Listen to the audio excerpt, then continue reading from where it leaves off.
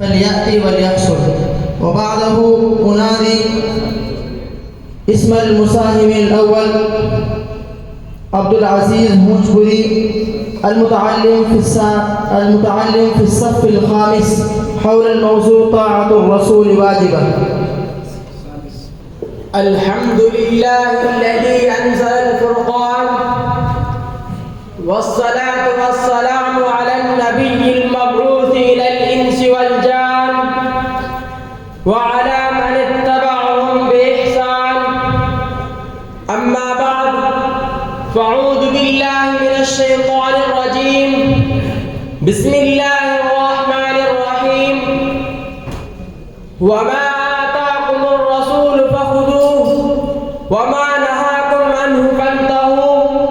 قال تعالى: يا أيها الذين آمنوا أطيعوا الله وأطيعوا الرسول وأولي الأمر منكم. قال تعالى: من يطع الرسول فقد أطاع الله. صدق الله العظيم. أيها الحفل الكريم، إن التمسك بالوحي الرباني واتباع بالهدي النبوي هما أصل كل سعادة وأصل كل رقي وتقدم، وإن التساهل في طاعتهما والتلقي من غير مصادرهما سبب كل فتنة وبلاء. فالله في كتاب ربنا وسنة نبينا ودراسة سلفنا ومجد آبائنا الذين أرشدوا العالم البشري ودكوا عروش الجاهلية وأسعدوا البلدان وفتحوا أبواب المعارف والأذهان وأسسوا حضارة ربانية على تقوى من الله، فما نالوا شيئا وما أحرزوا نجاحا إلا بتمسكهم بكتاب الله وسنة رسول الله وإيمانهم القوي بالله وإخلاص العبادة لله وباجتنابهم عن الشرك والبدع والضلال والجاهلية وبتواصيهم بالحق والصبر وبقيامهم بواجب الأمر بالمعروف والنهي عن المنكر. إن هذه الآيات الكريمة المذكورة آنفا والنصوص الأخرى من الكتاب والسنة لا تجعل طاعة الله وطاعة رسوله أصلين عظيمين، وتقرن طاعة الرسول بطاعة الله وحب الرسول بحب الله. إن كنتم تحبون الله فاتبعوني، وجعل طاعة أولي الأمر تبعا لطاعة الله وطاعة رسوله صلى الله عليه وسلم.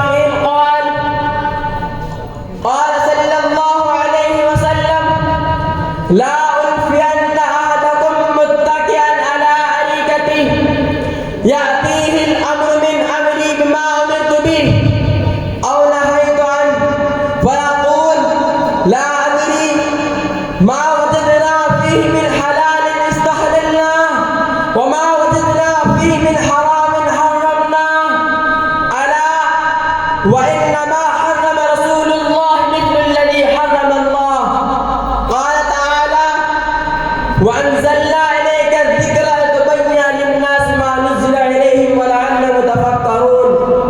وروى الديلمي أنه صلى الله عليه وسلم قال: أمرت أمتي أن يأخذوا بقولي ويطيعوا أمري ويتبعوا سنتي، فمن رضي بقولي فقد رضي بالقرآن.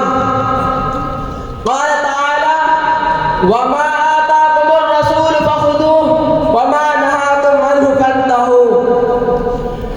ولا يخفى على أصحاب العلم والفضل أن الشارع عليه الصلاة والسلام حرم نكاح المرأة على عمتها أو خالتها، وحرم الخطبة الأهلية، وحرم كل ذي لاب من السباع، وحرم كل ذي مخلب من الطير، وفيه من تحريم الرضاعة.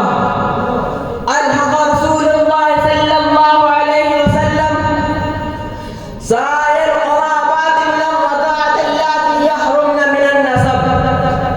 أيها السادة، إن طاعة الله قاعدة أساسية وفريضة محكمة، فتجب علينا طاعته بألوهيته الشاملة وبربوبيته الكاملة وبأسمائه وصفاته العالية. يجب علينا أن نطبق شريعته تطبيقا كاملا. وطاعة الرسول عليه الصلاة والسلام قاعدة أساسية وميزان ثابت ومصدر عظيم، فطاعته طاعة الله. فعلى المؤمنين أن يطيعوا الله ورسوله ابتداء، ويطيعوهما انتهاء، ويطيعهما في الفروع والأصول، عبادة وسياسة، وعقيدة وخلقا، واجتماعا واقتصادا، وأدبا وسلوكا. أيها الإخوة، عودوا إلى تاريخكم الماضي الذهبي حين تمسكتم بكتاب الله العظيم وبصراطه المستقيم، انتصرتم بحجته البالغة وحكمته القاهرة. عودوا إلى الوراء حين استمدتم من الله روح العمل وروح الإخلاص. عودوا إلى طاعة الرسول وسنته النيلة الواضحة المتضمنة لكل خير وسعادة. أما عرفتم أن أبواب السنة مفتوحة للسالكين ومحجتها واضحة للمؤمنين. والحمد لله رب العالمين، وصلى الله على سيد المرسلين صلى الله عليه وسلم. قد أعطي لهذا الطالب 100 روبية من جانب محمد جاسمبور، وبعده عضو المساهم الرابع محمد سلمان النغلي المتعلم في الصف الثاني أن يأتي المنصة وليخطب حول الموضوع أصحابي كالنجوم.